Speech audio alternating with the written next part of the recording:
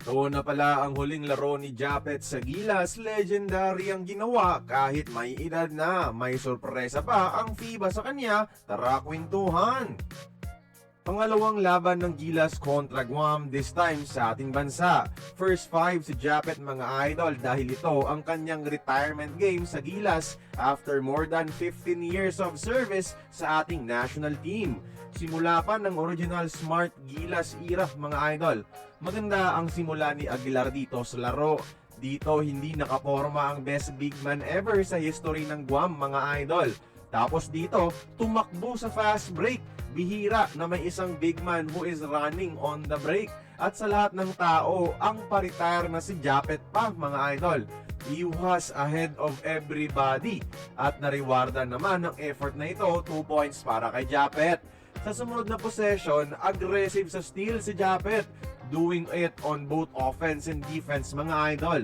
Tapos dito, basang-basa talaga si Jericho Cruz. Nag-help defense si Aguilar, forcing a turnover mga idol. Ibang klase talaga ang energy ng isang Aguilar, nakakahanga.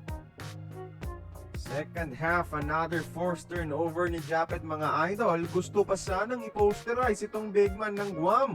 Patunay lang ito na yung impact ng isang veterano gaya ni Japet hindi nakikita sa stats pero sa mga intangibles mismo sa loob ng laro na malaki yung difference na ginagawa. Pwede pa sana si Japet ng isang World Cup pero para sa kanya, oras na para ang mga new generation ng mag-take over mga idol. At may sorpresa pa ang FIBA sa kanyang retirement mga idol. Binigyan siya ng dangal ng World Basketball Governing Body at niretire na on the spot ang kanyang jersey. Meaning walang sino man ang makakapagsuot ng number 25 sa Gilas forever. Para lang ito kay Japet at sa mga sakripisyo na ginawa niya para sa bayan. Kaya kayong mga idol, pakikomento naman sa ibaba yung inyong congratulations sa Gilas retirement at pasasalamat kay Kuya Japet sa mga nagawa para sa ating national team. Malay natin mabasa niya ito. Join the conversation, magkomento lamang sa ibaba.